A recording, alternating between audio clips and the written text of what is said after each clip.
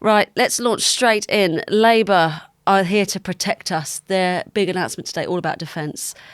We're hearing triple lock, which is a phrase we don't often hear with defence, but rather with pensions. So here we go. Triple lock number one. Labour are talking about the construction of 4 new nuclear submarines in Barrow and Furness, supporting high-quality, high-status apprenticeships and jobs, with the supply chain benefits felt right across the country. Then second, their third component of the lock, Britain maintaining its continuous at-sea deterrent, 24 hours a day, 365 days a year, and that will secure protection for both the UK and our NATO allies. And the third bit of this lock is delivery of all future upgrades needed for those submarines to patrol the waters and keep our country safe. It's not something you'd necessarily expect from Labour. I think you would. In days gone by. In days gone by, maybe. But this is essentially them just saying that they're committed to Trident. The submarines are already being constructed. They're obviously going to maintain them, and the whole point of them is that there's a continuous at-sea deterrent. So it's not surprising they just managed to break it down and schematise it into 3 little bullet points for the media to digest. Why have they nicked the pensions triple lock? I'm not sure. Maybe they're trolling the Tories, because remember the Tories last week had their quadruple pension lock. So that seems to be the motif of the campaign so far. So the triple lock was there for the taking. It was. I mean, this is just Labour saying, look, guys, we appreciate that you had some concerns about our relationship with national security at the last election. You can trust us. Keir Starmer's been very clear for years now that the only way in which Labour wins an election is by being trusted on the economy and by being trusted on national security. It was quite interesting. He delivered this speech I think it was in Greater Manchester earlier today. He didn't say anything new, but he made it very personal. He said, I'm going to be the Prime Minister and you can trust me. And I think one of the reasons that he did that is because, as journalists asked him afterwards, David Lammy, the Shadow Foreign Secretary, and Angela Rayner, the Deputy Leader, had voted against the renewal of Trident in the past. So 2016 was that, I think? I think so, I'm not sure. Yep. But that's what he wanted. A dozen Labour figures. Yeah, and that's what he wanted. That's continuity Labour. It's not change Labour, which is what he's going for. So that's why he had to make it a personal thing. He said that the Shadow Cabinet is behind me. Of course, you can trust me to press the button if I ever need to. So that was the pitch. It was the defence day. It was always going to come, I think. Keir Starmer's made it absolutely central to his mission to be Prime Minister, and we got it.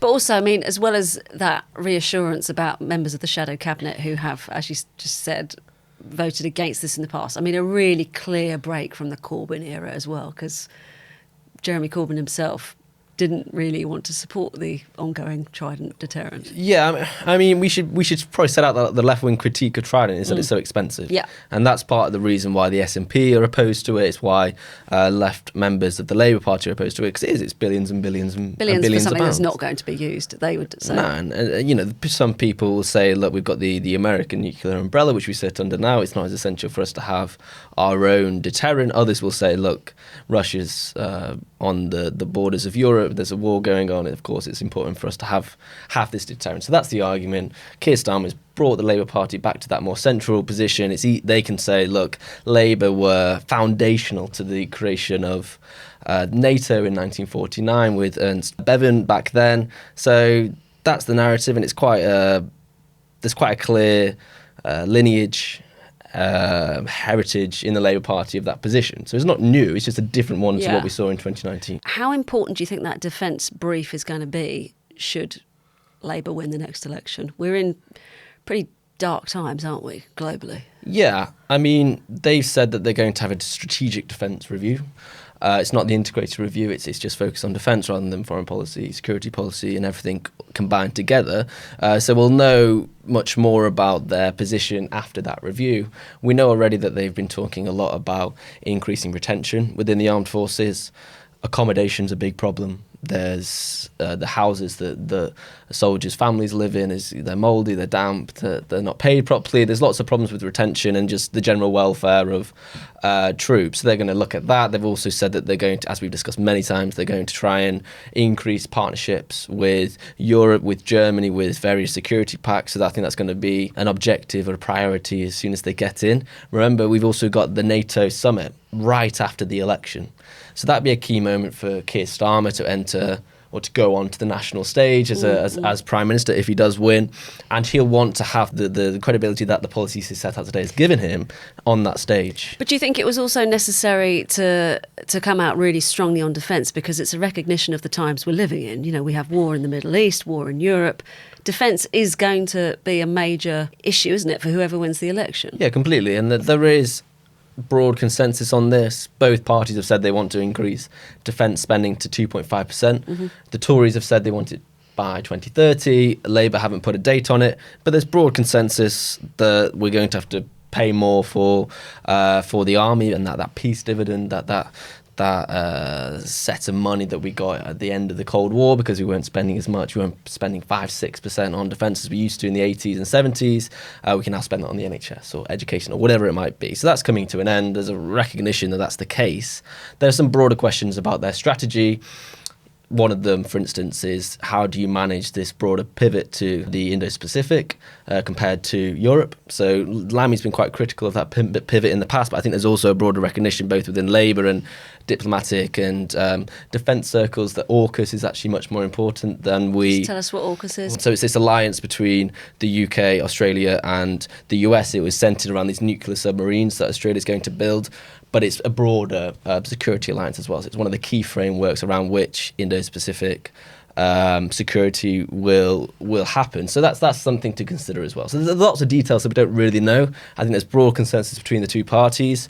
I was going to ask you that. You know, if you're a voter, how much difference do you see when it comes to defence between Labour and the Conservatives? Well, this is interesting, isn't it? Because I think it points to a broader theme of the election. Both parties often say the same thing. It's just that the Conservatives have been in power for 14 years and done a very poor job. So Labour can say, well, yeah, they're saying what we're saying, but they didn't do it.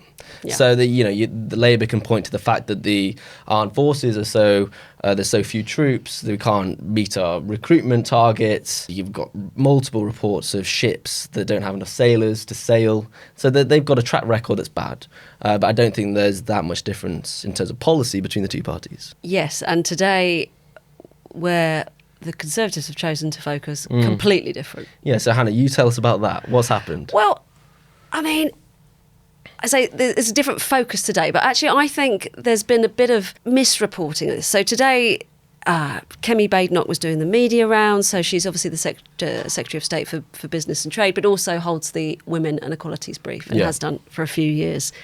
And the pledge today was that a new Conservative government would clarify the Equality Act so that one of the protected characteristics in that act, which is sex, would mean biological sex. Now, having listened to quite a few of Kemi Badenoch's interviews this morning and read quite a lot of the write-ups, I think the difference between the two parties here is being blown out of proportion as well. It's not new. Kemi Badenoch stood up in the Commons in December and said that the government were likely to clarify that sex in this context meant biological sex. And I have to say, I think the vast majority of people in this country, when you said to them, what do you mean by sex? They would just, they would think biological sex. So why is this happening? Why so it's happened because over time, as there have been societal shifts around gender identity and increasing visibility of trans people, the words sex and gender have tended to be conflated and used interchangeably. And if a trans person obtains a gender recognition certificate, then legally they are allowed to be considered that sex. But their biological sex, the sex that they were born with, hasn't changed. So there was a really important ruling from Lady Justice Haldane, which she said that sex no longer meant simply biological sex. It could also mean this legal sex. And there was a lot of objection to this from particularly women's rights campaigners who said, well, you're conflating there two different protected characteristics in the Equality Act. And in a nutshell, the Equality Act from 2010 says it's illegal to discriminate against people based on a number of what they call protected characteristics. So these are age, disability, religion, race, sex, sexual orientation, I think marital status is one, and another one is gender reassignment. So trans people are rightly protected under the Equality Act. You can't discriminate against someone because they're trans. And women usually are protected against as well. You can't discriminate against someone because of their sex, or men. Now, what this Haldane judgment has done is sort of make things a bit murky. And really what Kemi Badenoch has said is, we need some clarity here. But when I say it's not new, we've not only heard it from the Conservatives, they were actually responding to a recommendation from the Equality and Human Rights Commission back from April last year, saying, we advise you to look at this again because, you know, in any area of the law, you can't have good law if it means different things to different people. And there have been Labour MPs talk in favour of this. It was debated in the Commons, led by Labour MP Tonia Antoniazzi last summer. So it baffles me slightly that it's been portrayed as this, it's radically new. It's not. It's just clarifying what the intention was behind the original act. You know, and even John Healey's response, you know, he called an election distraction, which I think has annoyed lots of women on the left, according to social media, which I know does not represent reality, but it has annoyed women on the left. Yeah. But really, when you drill down into what he actually says, it's not really different from the Tories, I can't see. He said the Equality Act already protects single-sex spaces for biological women. That's very true. But he acknowledged there was need for clearer guidance. So I'm not really, in practical terms, seeing that there's much water, lots of shouting, but there's not much difference in reality between the two parties. I think that's here. right. I was watching Politics Live earlier. It was Kemi Badenoch and Wes Streeting. And it was a much more adult, respectful, calm debate than we're probably used to seeing on this topic. But Streeting's main complaint was essentially that, well, first of all, he said it should be guidance rather than a primary legislation change, which is fine. It seems to be like a means to an end rather than a difference of ends. But his second point was that this is inflaming the debate and it's distracting from the broader issues of the campaign. And you know, I think it was the presenter who said that you shouldn't throw such a controversial topic into the white heat of a campaign, which seems to be the perfect place to do it, right? Because this is the moment where we decide which party we vote for. It's an important issue. It's no way near as important for most people as immigration, the NHS, the cost of living. They're the primary issues that people will vote on. But it's still important for lots of people, and it'd be good to know what politicians think on it. You're absolutely right that if you ask people what are your priorities, you'll absolutely get cost of living, NHS. But that's not the same as me saying it doesn't matter to people. Yeah. And it totally depends on how you frame it. At the moment, under the Equality Act, it is perfectly legal to say to a trans woman, even one with a gender recognition certificate, I'm sorry, but you are excluded from this space. Now, that would most likely be a prison, a woman's prison, a rape crisis centre, a woman's refuge. And those are extreme circumstances. No one is saying that trans women should just be excluded from society. And the vast majority of people don't believe that. Of course, that would be highly discriminatory and wrong. So it's just saying that in some circumstances there can be a clash of rights. And that's not a strange concept either. I mean, we see all the time that rights clash on all kinds of issues. So I think it's looking for clarification. As to whether it's a distraction, I think it is important to many people that, you know, where different parties stand on this. It's a matter of dignity, safety, safeguarding. I suppose the debate came out of the fact that within a few hours the Tory party Twitter account said, we know what a woman is, Keir Starmer doesn't. Yeah, I mean... So there's a difference. I think there's the debate comes from Kemi Badenoch saying, look, this is a clarification that we've been working on for many years. We need to do it because of this new court case where Lady Haldane highlighted some of the confusion, and that's why we're doing it. And then you've got the Tory party Twitter account trying to make it into a political point, I which think is it's fine, being made into a culture war issue where it need not be. Sure, but they do it with everything, right? Yeah. That's the nature of politics. It's the nature of Twitter. So I don't think it's necessarily a reason not to discuss this issue or to have people's views on it. But it's interesting to hear that from Wes Streeting, because on another area which kind of touches on this, where you've got gender and anything to do with gender, you know, there are very strong feelings. But with the Cass review, the final findings, I mean, really, it's wafer thin, if any, difference between the health teams of both major parties. And Wes Streeting stood up in Parliament and said that. He said we have to rise above party politics here when it comes to safeguarding and health. I don't think this is massively different, actually, when you're talking about single-sex spaces. When you actually look at what both front bench teams are proposing and think, it's just the language used, and I don't think the inflammatory language helps anybody. I mean, the reason the Conservatives presumably have chosen it is because they think this is a weakness of Labour's. I think the what is a woman question has become lazy. It's been trotted out so many times, sometimes in highly offensive situations that we'll remember in the House of Commons. I don't think it's not the gotcha the Conservatives think it is anymore. But equally, I don't think Labour comes across particularly strongly by just saying this is a distraction. I think it's a live issue. I mean, one of the difficulties, I think, and what's made it so toxic today is that the interviews this morning didn't really shed any light on this at all. It was very heated. I mean, on the BBC, both the presenter and Kemi Badenoch were quite audibly frustrated, and then later on other media outlets. So the messaging is, let's have a calm debate, but then it's through a prism of frustration and... I mean, that doesn't really concern me that much. I mean, that's what politics is. Yeah, let's move on to, I think, hopefully what will be the final, she says, chapter in the Diane Abbott saga. Bring us up to date. Where are we now? Week 2? Week 2, yes. Diane Abbott has finally said that she will stand. She intends to stand. There was some rumours over the weekend that she would accept the whip, as she has,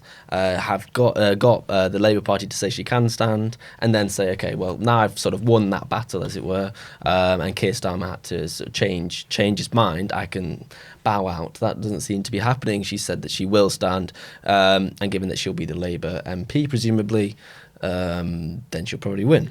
So the question is, what's she going to do in Parliament? Is she going to be a big thorn in Keir Starmer's side? Is she going to bow out maybe in 2 years, in 3 years? Well, there was this quickly deleted tweet, wasn't it? The eagle-eyed have spotted from Diane Abbott over the weekend. Keir Starmer had written for The Observer, and the headline was, I've actually got more respect for Diane than she probably realises. And it seems that perhaps in a rush to comment, Diane Abbott tweeted more lies from Starmer, and then it was deleted, I think, within a few minutes. It's not a great indication of how the relationship might be going forward. No, there's obvious bad blood. And the key question now is Diane Abbott going to do a series of interviews? Because if she does, then this debate will roll on for another week at least. If she doesn't, then it'll probably go to bed.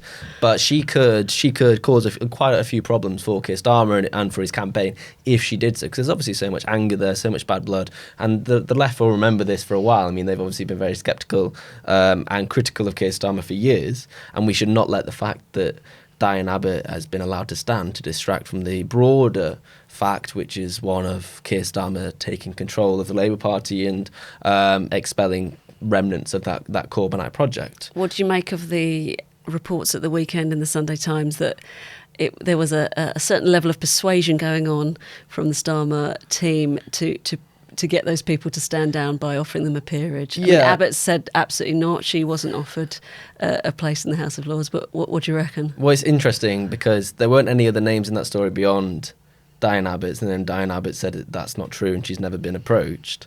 So it's hard to know who it is. I think that Labour came out the next day, I think it was Yvette Cooper on the Sunday shows, and she said, oh, well, it's impossible for us to do that because there's a process, there's an independent commission that looks at peerages. That's not really true. The Prime Minister, if they want to, they can definitely appoint a peers. Just look at some of the people we've had in the past 3 or 4 years. There is an independent commission that they do look at the appointees, but if the Prime Minister really wants it, they can do it. So I don't think that was true from Labour. That people have done this in the past. We do know that the Prime Minister uses the gift of peerages to get what they want. So I wouldn't be surprised, though we don't know. It's just a story. If Diane Abbott does not do a round of interviews, is this finally the end of it, do we think? Probably, yeah. But now we look towards the next Parliament and we look at how cohesive, how strong-willed the left will be under Keir Starmer. I was speaking to some left MPs last week, and one of them said that we all recognise we're on death row. So there is this collective fear, I think. I think there's this sense that the leadership will do whatever it takes to shut them up, to shut them out. Go on to the Socialist campaign group of MPs' Twitter feeds in the past week. You won't see anything. They're not critical in public because they're cowed. They're scared. The ferocity of the leadership in shutting down that dissent has been so powerful that they won't speak out. So the question is, how long does that last? If in Parliament they'll pick their issues, they'll say, okay, well, let's go for the 2-child benefit cap and we'll rebel on that, so maybe once a year or whatever it might be. That's the key question. So what's the extent of the rebellion in the next Parliament? And just wrapping up with a couple of very quick developments. So we've got the first TV debate tomorrow night.